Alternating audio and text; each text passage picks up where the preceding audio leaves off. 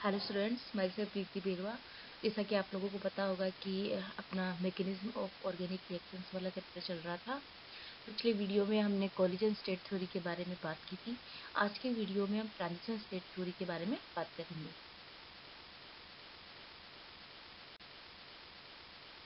आज के वीडियो में हम ट्रांजिशन स्टेट थ्योरी या इंटरमीडिएट थ्योरी के बारे में बात करेंगे। किसी भी केमिकल रिएक्शन को समझने के लिए उसमें एक्टिवेशन एनर्जी के साथ साथ ट्रांजिशन स्टेट का भी पता होना बहुत ज़रूरी है। ट्रांजिशन स्टेट थ्योरी में रिएक्टेंट मॉलिक्यूल के प्रोडक्ट में कन्वर्ट होने पर जो भी रिएक्शन है उसमें एनर्जी में क्या चेंज हुआ है उसके बारे में हम स्टडी करते हैं। इस थ्योरी के अकॉर्डिंग रिएक्टेंट मॉलिक्यूल को प्रोडक्ट में चेंज होने के लिए एक एनर्जी बैरियर से होकर गुजरना पड़ता है, जिसे हम ट्रांजिशन स्टेट कहते हैं और संक्रमण अवस्था कहते हैं। रिएक्शन की रेट रिएक्टेंट मॉलिक्यूल के ट्रांजिशन स्टेट में बदलने की रेट पर डिपेंड करती है। मतलब किस रेट से रिएक्टेंट मॉलिक्यूल जो है ट्रांजिशन स्टेट में बदलेगा, मतलब जितना जल्दी बदलेगा उतनी ही रेट ऑफ रिएक्शन ज़्यादा होगी। तो रेट ऑफ रिएक्शन किस पर डिपेंड करेगी? रिएक्टेंट मॉलिक्यूल के ट्रांजिशन स्टेट में चेंज होने पर डिपेंड करेगी। ट्रांजिशन स्टेट थ्योरी को समझने के लिए हम यहाँ पर एग्जांपल लेते हैं। माना A प्लस बी सी कोई हमारे रिएक्टेंट है, तो आपस में रिएक्शन करके प्रोडक्ट क्या बना रहे हैं? ए बी प्रोडक्ट बना रहे हैं और सी कोई रिलीविंग ग्रुप है या रिलीविंग मॉलिक्यूल है। माना ये रिएक्शन एक स्टेप में संपन्न हो रही है, मतलब एक स्टेप में हो रही है। ए को बी से बॉन्ड बनाना आरंभ करने के लिए एक मतलब जब ए जो रिएक्टेंट है वो जब बी सी के बी एटम से बॉन्ड बनाएगा तो उसे एक लो एनर्जी या एक्टिवेशन एनर्जी की आवश्यकता होगी। ए बी सी पर बी की तरफ से क्या होगा, अटैक करेगा या बी की तरफ से बॉन्ड बनाएगा। तो ए के बी से बॉन्ड बनाना आरंभ जब ए जो एटम है बी से बॉन्ड बनाना आरंभ करता है, उसी उसी वक्त जो सी एटम है वो बी से क्या होता है, अलग होना आरंभ करता है। क्योंकि आप लोग रिएक्शन में देख रहे होंगे कि ए प्लस बी सी मिलके क्या बना रहे हैं, ए बी बना रहे हैं और सी क्या है, एक रिलीविंग मॉलिक्यूल के रूप में, रिलीजिंग ग्रुप या लिविंग मॉलिक्यूल के रूप में निकल रहा है। तो जब ए एटम जो ए रिएक्टेंट जो है बी एटम से बॉन्ड बनाएगा, उस वक्त जो सी एटम है वो बी एटम से अलग होना स्टार्ट कर देगा। अर्थात ए बी का बॉन्ड बन रहा होगा और बी सी का बॉन्ड टूट रहा होगा। इस प्रकार ए तथा बी एंड सी के जो बीच के बॉन्ड्स है वो पार्शली बॉन्डेड होते हैं।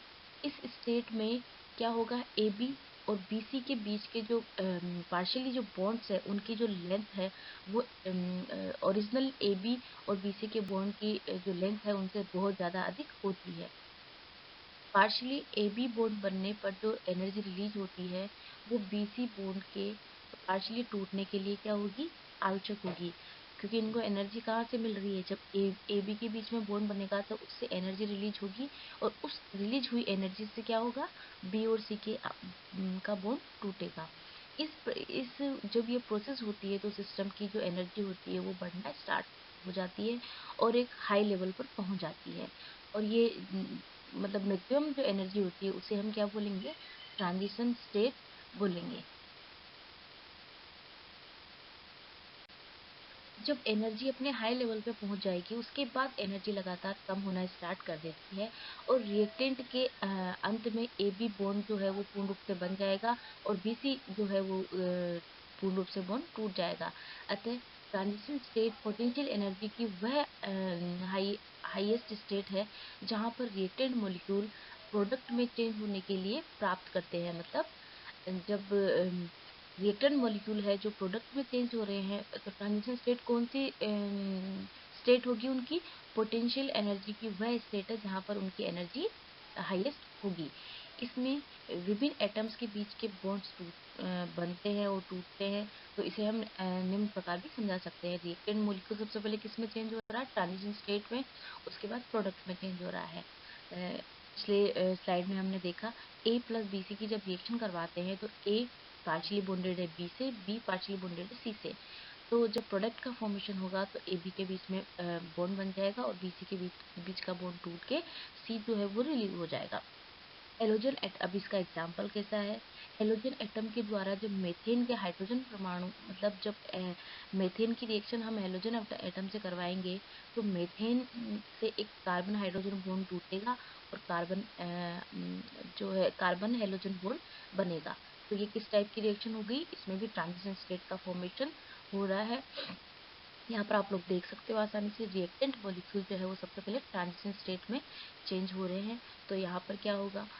कार्बन और हाइड्रोजन के बीच का बॉन्ड टूट रहा है और हाइड्रोजन और हेलाइड्स के मतलब हेलोजन के बीच में बॉन्ड बन रहा है। ट्रांजिशन स्टेट को सिस्टम की एक्टिवेटेड कॉम्प्लेक्स भी कहते हैं। एक्टिवेटेड कॉम्प्लेक्स एक जो होता है उसकी एक डेफिनेट ज्योमेट्री होती है, मतलब उसकी शेप होती है और उस पर चार्ज भी डिस्ट्रीब्यूट रहता है। मैक्सिमम एनर्जी की पोजीशन होने के कारण, क्योंकि जो एक्टिवेटेड कॉम्प्लेक्स है या ट्रांजिशन स्टेट है वो मैक्सिमम पोटेंशियल एनर्जी वाली स्टेट होती है। तो मैक्सिमम पोटेंशियल एनर्जी की स्टेट होने के कारण ये सबसे ज़्यादा अनस्टेबल होती है, क्योंकि किसी सिस्टम की अगर पोटेंशियल एनर्जी ज़्यादा होगी तो उसकी स्टेबिलिटी होगी उतनी ही कम होगी। ट्रांजिशन स्टेट रिएक्टेंट मॉलिक्यूल के साथ क्या होती है? इक्विलिब्रियम में होती है, जिसका जो इक्विलिब्रियम कांस्टेंट होता है वो K स्टार से बताया गया है, जो कि एंथैल्पी और entropy change delta S star एवं डेल्टा H स्टार से रिलेटेड होता है। और ये फॉर्मूला हमने पिछली वीडियोस में भी पढ़ा हुआ है गिब्स फ्री एनर्जी का। Delta G naught star equals to delta H minus P delta S। तो हम इसे क्या बोलेंगे? इक्वल्स टू जो इक्विलिब्रियम कांस्टेंट से किस तरह से रिलेटेड है? -2.303 RT log के स्टार। यहाँ पर के स्टार क्या है? इक्विलिब्रियम कांस्टेंट है।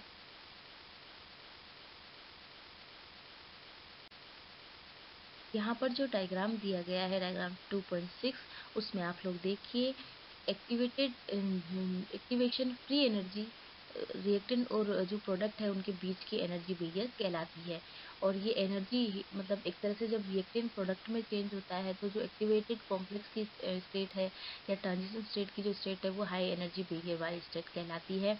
मतलब रिएक्टेंट मॉलिक्यूल को हाई एनर्जी वाली जो बैरियर है उसको पार करके प्रोडक्ट में चेंज होना होता है और उसे उतनी एनर्जी गेन करनी होती है जितनी कि वो ट्रांजिशन स्टेट बनाने में मतलब आसानी रहे। जितना जल्दी ट्रांजिशन स्टेट का फॉर्मेशन होगा उतनी ही जल्दी प्रोडक्ट का फॉर्मेशन होगा। और जो ट्रांजिशन स्टेट की मतलब स्थिति है उसमें क्या होता है? रिएक्टेंट मतलब जो पार्शियली बॉन्ड टूटते हैं मतलब बॉन्ड बनते हैं और बॉन्ड टूटते हैं। रिएक्टेंट मॉलिक्यूल के जो एनर्जी लेवल से हाईएस्ट एनर्जी लेवल की जो स्टेट होती है उसे हम ट्रांजिशन स्टेट कहते हैं और उसकी जो एनर्जी होती है उसे हम किस में डिनोट करते हैं? किलो कैलोरी मोल इनवर्स में डिनोट करते हैं। इसी प्रकार रिएक्टेंट और प्रोडक्ट के एनर्जी लेवल के बीच की जो पोटेंशियल एनर्जी होती है उनके उनमें डिफरेंस को हम क्या बोलेंगे? Free energy, standard free energy delta G note से डिनोट करेंगे। यहाँ पर जो डायग्राम दिया गया है उसमें आप लोग देखिए ग्राफ प्लॉट किया गया है पोटेंशियल एनर्जी और प्रोग्रेस ऑफ रिएक्शन में। जैसे जैसे प्रोग्रेस ऑफ रिएक्शन होती जाती है रिएक्टेंट मॉलिक्यूल है वो ट्रांजिशन स्टेट से होता हुआ प्रोडक्ट में चेंज हो रहा है। आप लोग देख रहे होंगे कि ट्रांजिशन स्टेट की जो अवस्था है वहाँ पर सिस्टम की पोटेंशियल एनर्जी सबसे ज़्यादा है और उसके बाद पोटेंशियल एनर्जी जो है वो लगातार कम हो रही है और प्रोडक्ट का फॉर्मेशन हो रहा है।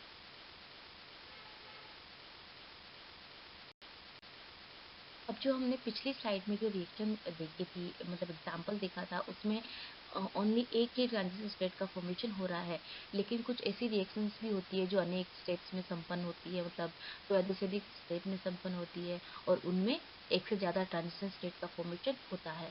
दो पदों में संपन्न होने वाली जो रिएक्शंस होती है उनमें दो ट्रांजिशन स्टेट जिसे हम TS1 या TS2 से डिनोट करते हैं का फॉर्मेशन होता है और इनमें रिएक्टेंट और प्रोडक्ट के बीच में एक इंटरमीडिएट का फॉर्मेशन भी होता है। दोनों ट्रांजिशन स्टेट के बीच में जो लोवेस्ट एनर्जी की जो पोजीशन होती है वो उसे हम क्या बोलेंगे? इंटरमीडिएट स्टेट बोलेंगे। जैसा कि ये एनर्जी प्रोफाइल डायग्राम दिया गया है उसमें बताया गया है। यहाँ पर रिएक्टेंट मॉलिक्यूल जब इंटरमीडिएट में चेंज हो रहा है तो एक ट्रांजिशन स्टेट तो इसके इन दोनों के बीच में आ रही है TS1 और उसके बाद में TS1 और TS2 दो ट्रांजिशन स्टेट है उसके बीच का जो लोवेस्ट एनर्जी का जो स्टेप है वो क्या बोलेगा? उसे क्या कहेंगे हम? Intermediate state. तो आप लोग यहाँ पर देख रहे होंगे कि ट्रांजिशन स्टेट की पोटेंशियल एनर्जी जो है वो ज़्यादा है जबकि इंटरमीडिएट की पोटेंशियल एनर्जी कम है। तो कौन ज़्यादा स्टेबल हुआ?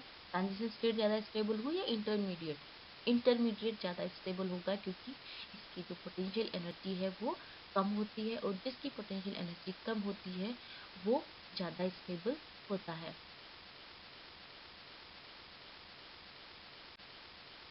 जैसा कि आप लोगों ने पिछली स्लाइड में जो एनर्जी प्रोफाइल डायग्राम है उसको देखा, तो आप लोगों को पता होगा कि वहाँ पर दो ट्रांजिशन स्टेट का फॉर्मेशन हो रहा था, TS1 और TS2, और इन दोनों के बीच की जो लोएस्ट एनर्जी है उसे हम इंटरमीडिएट स्टेट कहते हैं। और उसमें आप लोगों ने देखा होगा कि ट्रांजिशन स्टेट 1 की जो एनर्जी है वो ट्रांजिशन स्टेट 2 की एनर्जी से अधिक होती है। यहाँ पर रेट ऑफ रिएक्शन रिएक्टेंट और हाईएस्ट एनर्जी की ट्रांजिशन स्टेट के बीच एनर्जी डिफरेंस पर डिपेंड करता है। इंटरमीडिएट जो होता है वो अनस्टेबल होता है, और जैसे अनस्टेबल है तो वो तेजी से क्या होगा, प्रोडक्ट में कन्वर्ट होने की कोशिश करेगा। तो रिएक्टेंट से इंटरमीडिएट बनने की जो रेट है वो इंटरमीडिएट से प्रोडक्ट बनने की रेट की अपेक्षा बहुत कम होती है। तो ये जो रिएक्शन होती है वो फर्स्ट ऑर्डर काइनेटिक्स को फॉलो करती है। यहाँ पर जो एनर्जी प्रोफाइल डायग्राम दिया गया है उसमें आप लोग देख रहे होंगे कि पिछले जो एनर्जी प्रोफाइल डायग्राम था उसमें जो ट्रांजिशन स्टेट 1 की जो पोटेंशियल एनर्जी थी वो ज़्यादा थी, लेकिन यहाँ पर ट्रांजिशन स्टेट 2 की पोटेंशियल एनर्जी ज़्यादा है। तो इसके बारे में भी हम बात करते हैं। एक जो यहाँ पर इंटरमीडिएट का फॉर्मेशन हो रहा है, और इसमें दोनों ट्रांजिशन स्टेट TS1 और TS2 की जो एनर्जी है उनकी इंटरमीडिएट की एनर्जी से अधिक होती है, परंतु यहाँ पर ट्रांजिशन स्टेट 2 की एनर्जी ट्रांजिशन स्टेट 1 की एनर्जी से अधिक है। अतः इस अभिक्रिया में जो सेकंड स्टेप है वो क्या होगा, रेट डिटरमाइनिंग स्टेप होगा। एक केमिकल रिएक्शन मतलब जितने अधिक पदों में संपन्न होती है उतनी ही उसमें ट्रांजिशन स्टेट की फॉर्मेशन होती है या ट्रांजिशन स्टेट बनती है। रिएक्शन में इंटरमीडिएट की संख्या स्टेप या ट्रांजिशन स्टेट की संख्या से एक कम होगी, मतलब अगर दो दो ट्रांजिशन स्टेट बन रही है किसी रिएक्शन में तो उससे एक कम, मतलब 1 इंटरमीडिएट का फॉर्मेशन होगा। इंटरमीडिएट सामान्य जो कोवलेंट मॉलिक्यूल या आयंस होते हैं वो होते हैं, और उनकी जो ज्योमेट्री होती है वो निश्चित होती है, जबकि ट्रांजिशन स्टेट की जो ज्योमेट्री होती है वो निश्चित नहीं होती है।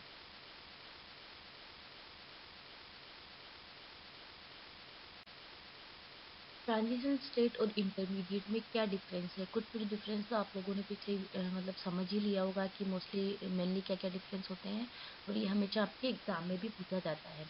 ट्रांजिशन स्टेट जो होती है वो हाईएस्ट एनर्जी की स्टेट होती है, जबकि जो इंटरमीडिएट होता है वो दो हाईएस्ट एनर्जी के बीच में होती है, और जो इसकी एनर्जी होती है वो ट्रांजिशन स्टेट से कम होती है, पोटेंशियल एनर्जी। ट्रांजिशन स्टेट जो होती है वो एक या अधिक पदों में संपन्न होने वाली रिएक्शंस में पाई जाती है, जबकि इंटरमीडिएट जो होती है वो दो या दो से अधिक पदों में होने वाली रिएक्शंस में पाई जाती है। ट्रांजिशन स्टेट वह अवस्था होती है जिसमें रिएक्टेंट मॉलिक्यूल में कुछ बॉन्ड टूट रहे होते हैं और कुछ बॉन्ड का फॉर्मेशन हो रहा होता है, मतलब सिस्टम की कोई निश्चित ज्योमेट्री या स्ट्रक्चर नहीं होती, जबकि इंटरमीडिएट में रिएक्टेंट मॉलिक्यूल के जो बॉन्ड्स है वो टूट जाते हैं और इसकी एक डेफिनेट स्ट्रक्चर होती है या ज्योमेट्री होती है। ट्रांजिशन स्टेट जो होती है इसे प्राप्त नहीं किया जा सकता, जबकि इंटरमीडिएट को विशेष परिस्थितियों में हम प्राप्त कर सकते हैं, मतलब आइसोलेट कर सकते हैं।